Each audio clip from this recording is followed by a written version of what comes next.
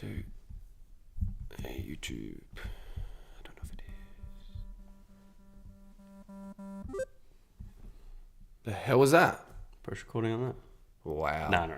I was going to say. Oh, we still got the same old title. I don't know. Robbie Gray. Snubs. All Australian special. Just call that for now. I can change it after. So. Okay, we are live on YouTube, but there we go. We can get rid of that. Yes, we are live, and we are here. All right, cool. Let's do it. All right. Right, rock and roll. Why is that off center? Why is it always like it's just? No, it's better. All right, 3, 2, 1. G'day and welcome back to the Winger Podcast, an all-Australian episode special. We love talking about the AA team every year. This year, we've got a real issue with the 40-man squad. So that made the 22-man squad slightly unsurprising. Yeah. Just because the 40-man squad was just a cock-up to begin with.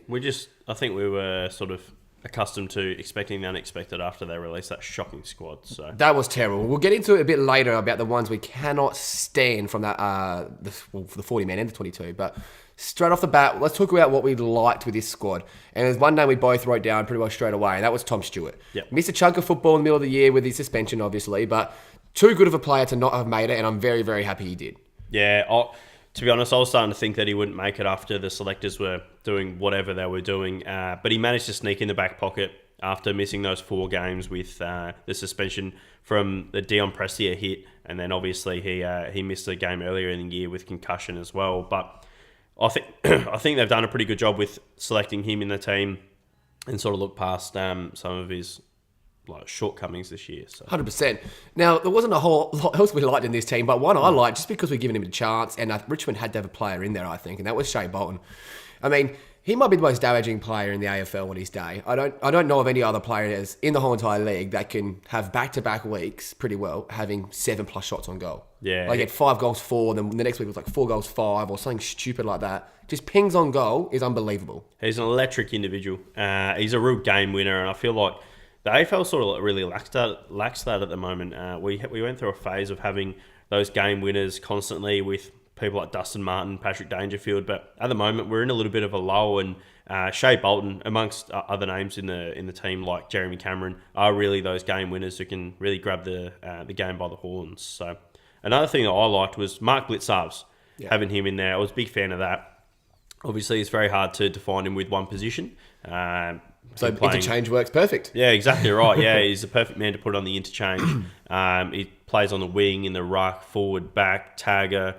Literally plays everywhere, and he's just a really rare commodity in today's game. So I was like that he sort of got his due diligence and was able to get in there. Now, I'm not sure if we like it as such, but I like the idea and the concept of it. The amount of first-time All-Australian players that made it this year. They didn't just give it to the old boys constantly in this one. Sinclair, Taylor, Sard, Mills, Bolton, Stengel, Heaney, Rosie, Brayshaw, Blicavs. The list goes on. It's probably the most in a while, I want to say. I don't have any evidence to back that up, but I would assume so. Yeah. The whole bench is players everywhere. Kerno's another one. So they spread the love around this year, which I do love. Pretty rare to see that, but you love to see it. 100%. Now, what we didn't like. I can't believe we actually spent however long that was. Let's call it 4 minutes, what we said and what we liked. Because we had one dot point there and we stretched it out. What we didn't like. Would you like to start with the guy from Sydney? I do not understand. I spoke to Wayne Wardale, one of the biggest Sydney fans I know, and even he is confused that either of these Sydney players were selected. He was convinced that Sydney would get top 4 and have no players on the All-Australian list. So you look at Callum Mills, who had a great 5 or 6 game stretch in the season, got up to the most expensive player in the fantasy, and then just really tailed off and was shocking. Didn't play midfield for a lot of the second half of the season. He was really bad. He was awful. They were putting him behind the ball. They were playing him fullback, play him off the half-back flank, just to try and get him around the ball, and he was really struggling. So that was really disappointing to see him in there, especially over someone like Andrew Brayshaw. Yep. Andrew Brayshaw goes out and wins the MVP of the league and then isn't even in the starting team. No, it makes no sense, does it? Doesn't make any sense to me whatsoever. I think that's one of the worst decisions ever in All-Australian history. Isaac Heaney making it, I sort of understand throwing him in there. Electric first 5-6 weeks. Yeah, it was unreal. Probably leading the Brownlow after the first 3 or 4 weeks if Paddy Cripps isn't. But tailed off. Yeah, it just hasn't been himself. Sort of second half of the season either tailed off in a massive way, but I guess when you're top four, you have to have a couple of names in there, and that's really what I think the thought process behind that. Completely agree. I think that leads on perfectly to our next player. I think they feel pressure, the selectors. If you are finishing the top 6 or especially top 4, you better put a player in. Braden Maynard is another example of that. Nothing against his year. No. Played his role, did well enough in a top 4 side. It checks the boxes. Yep. But I do not think he was the best player out that to be a starting halfback flank or a starting back pocket in this team. No chance. I love Braden Maynard, and we love the Pies, as you guys know. Big fan of the Pies. But Braden Maynard making it the walk-up starting All-Australian team, that is just... It doesn't check out. Doesn't make any sense, considering, in my opinion, he's the 4th best in his own back 6. Yeah, he probably is, yeah. I think Nathan Murphy, one of the leaders in intercept marks, intercept possessions in the league. Darcy Moore, obviously a great lockdown. And star. A great attacking halfback as well when he wants to be. And then you've got Nick Dacos, who...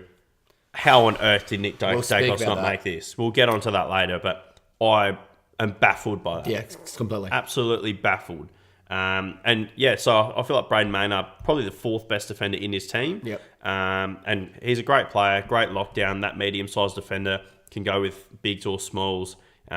He was quite good this year, but once again, I feel like that's just another sort of symptom of trying to put a player in from the top 4 team. Forcing it. Yeah. And the one more thing we didn't like from this team was just the entire, I'll say the entire defense pretty well. Yeah. Apart from 2 players, Stewart and May, which I think were very well deserved. The other 4, not happy with. Maynard we just spoke on. The other 3 didn't even make finals. Not one of them. Shocking. Sard, Taylor and Sinclair. So you're telling me that Bailey Dale wasn't better than Sard or Sinclair? Or Doherty wasn't better than Sard or Sinclair? Or Sicily wasn't better than Sam Taylor? Shocking. Don't know. Don't get it. With a Hawks team that vastly overperformed this year, I think Sicily was a big part of that, and he should definitely have been in there. Was he ever? I love Sam Taylor, and I thought he should have been in the squad, to be honest. Probably not the team, but maybe the squad. Yeah, agreed. But when you're on a bottom 4 team, one of the worst teams in the competition, one of the most underperforming backlines in the competition this year, they gave up something like 120 points to the Bulldogs You can't be in justifying both games that they played them. So I don't understand how on earth he's made it, or that entire halfback line, as you said before. And I'm just angry about this team, to be honest. The sort of gist of our podcast is normally more up and about, more happy. Yeah. But This is I shit. just can't be happy This sucks. with this All-Australian team. No. But I've got a bit of a conspiracy that I'll end off this episode with, so we'll get on to the rest of it. All right, now first. we're talking about hate, so let's talk about exactly what we hated. The biggest snubs of this All-Australian team. Number 1, we had him down as a lock. I actually listened back to our AA preview episode, and there was 2 players that we made jokes about being absolute locks. Yep. They were Bailey Dale and Sam Doherty, and neither made the 40. Didn't even make the 40. That stumped me still. I don't get that. I can't. And you can't argue, like we were talking about before, how they're putting players in because they're on top 4 sides, right? Yeah. So you'd be like, all right, maybe it's because of the lack of team success that Bailey Dale and Sam Doherty had with their teams. Yep. But then you look at as we said before, the entire halfback line, none of them made the finals. All finished below them. So I do not understand how Bailey Dale, who was one of the most improved players this season, Was just dominant. probably the best kickoff halfback this season as well. Sam Doherty, who was an absolute leader for his team, probably the best comeback story ever, couldn't make All-Australian off that halfback. And we talk about Jack Sinclair being an amazing year. I guarantee you put Sinclair and Doherty's stats side by side, they're probably mirrored, if not in Doherty's favour. Well, Doherty for a halfback was ranked elite this Exactly. year, and somehow still didn't make it. And finished above Sinclair if we want to get the ladder involved, he still finished higher. And you can't get the ladder involved because Adam Sard made it on exactly the same team. Exactly. And that just makes no sense. That felt forced, that side position. I don't know why. It infuriates me. A lot of halfback flanks. So we said that would be the issue was halfback flanks, and they are still the issue. Another one that got missed out that we can't understand is Whisper. Nick Dacos. He was a lock for me. Yeah. He was that good. Far and away the Rookie of the Year, Rising Star, won it by Flemington Strait. He was not only the best rookie, he was probably the best player on his team. Yeah, he probably was. And you probably poll the best in the Brownlow out of anyone on his team. Had great impact on the game, averaged 26 touches for the competition. I think that's ranked 30th. That's nuts. So the fact that he wasn't even in the top 40 players in the competition just baffles me. And I will never understand that. It can't be anything to do with him being a first-year player. No, it can't. Because that shouldn't come into it whatsoever. No. Even, like, for our argument, to the opposite, Nick Dacos shouldn't make it because he's a first-time player, a first-year player, but he shouldn't not make it because he's a first-year player Yeah, exactly either. right. So, just infuriates me. I could not understand that one. Even to not have him in the squad makes no that was sense. rude. And another player who didn't end up making it, he was in the squad, that's Angus Brayshaw. He's been one of the best halfbacks this year. He's been unbelievable on the defensive side as well, taking top 2 in marks. Oh, for he's the marking year. everything. Number 2 only to James Sicily. Yes. Whoa, good. Well done. Good segue. James Sicily as well. How on earth does James Sicily not make it? Just What was he ranked number 1 in, Cam? As a key defender. So not except as a key defender, he was number 1 rated, number 1 in disposals, number 1 on contested possessions, meters gained, marks, and number 2 in intercept possessions. So pretty much every stat that matters for a defender, he was number 1 or number 2 in. Ridiculous. And he didn't even make the squad over Sam Taylor. He averaged double the amount of touches as Sam Taylor did. And that's not even his role. It's unbelievable.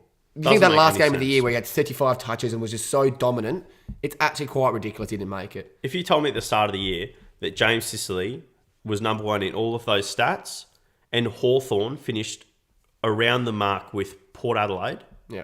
and above GWS and didn't make the All-Australian, I wouldn't even believe you. No, but it Shocking. doesn't make sense. Absolutely shocking. Oh, that's as bad as it gets. But that's it. That's enough of our slamming of the All-Australian team. That's Do it for better. this. That's it for this episode, actually. We are going to wrap this up now. We're going to be back with another episode in a minute where we're going to go through our finals preview for this season. We're going to come through with our brackets, who's going to be our biggest disappointment, who's the dark horse team, and who's going to win the flag. We're going to give it all to you in the next episode. So tune in soon, and we'll see you then. Bit more positivity next episode.